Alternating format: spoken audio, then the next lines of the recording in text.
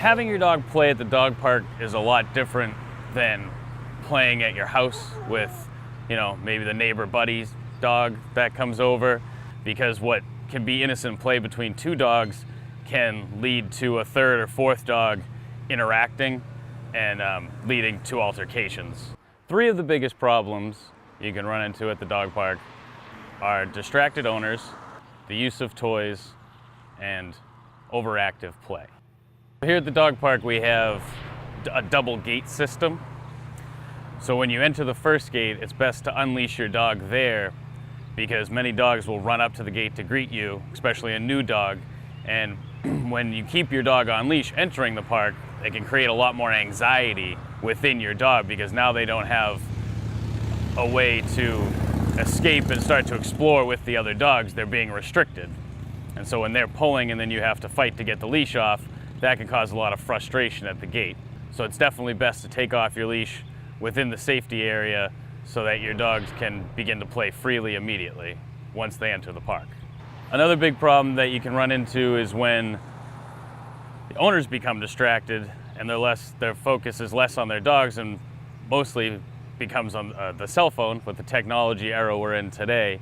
So if people are on Facebook or Instagram or posting a picture of their dog that they just took at the park, they're not really focusing on their dog, and then that's when their dog can get into some mischief, start to dig, interact with another dog that might not be as friendly or is already overwhelmed, especially on hot days. Also, if your dog goes to the bathroom and then you don't see that and you don't clean it up. So it's up to everyone in the park to kind of work together to moderate their dogs. So one of the other main rules here at the park is that there should be no outside toys or food brought into the park. When you bring this many dogs into an enclosed environment, and some dogs really enjoy tennis balls, some dogs enjoy sticks, and when there's a limited amount of those resources, that can create resource guarding and protective behaviors. And this also applies to things that people wouldn't necessarily consider toys, such as sticks or snowballs, at the different times of the year. Because if one dog goes after the stick and might catch up to it first, another dog might become frustrated or agitated, and then will redirect from going after the stick to the dog with the stick. And that can also cause aggressive behaviors. If your dog has never been socialized and you're not sure how they would react with other dogs, you might want to gauge how your dog reacts to the other dogs in the play, whether your dog's fearful or is immediately pulling, trying to get in because they want to play. Looking for certain signs like their tail being pinned down, their ears back, fur going up, would send messages of a very insecure dog that's very worried about the situation. So possibly just hanging out in the parking lot for a few minutes to just gauge how your dog might react. It's more about making sure that your dog, is under verbal control at all times is usually key, so that you'd be able to call your dog out of a certain situation. Any kind of roughhousing.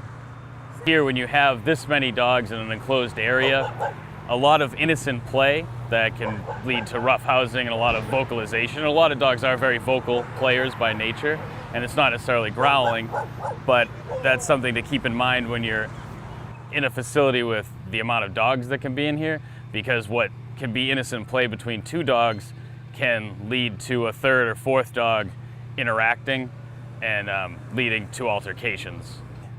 This is a great resource for the town to have, because not everyone can take their dog to a field, but occasionally you do have an owner that has to chase down the dog to get the dog on leash to be ready to leave. So you want to make sure, again, it's all about that recall, making sure that your dog has the verbal commands and the knowledge to be able to come back to you. Much like people, I would say it takes more than one time coming to the park to really make sure your dog's comfortable in the environment.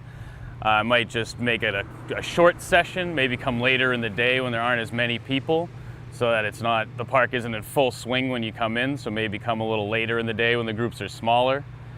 So that way your dog isn't overwhelmed by 15 dogs all at once. Maybe they're better off playing in smaller groups.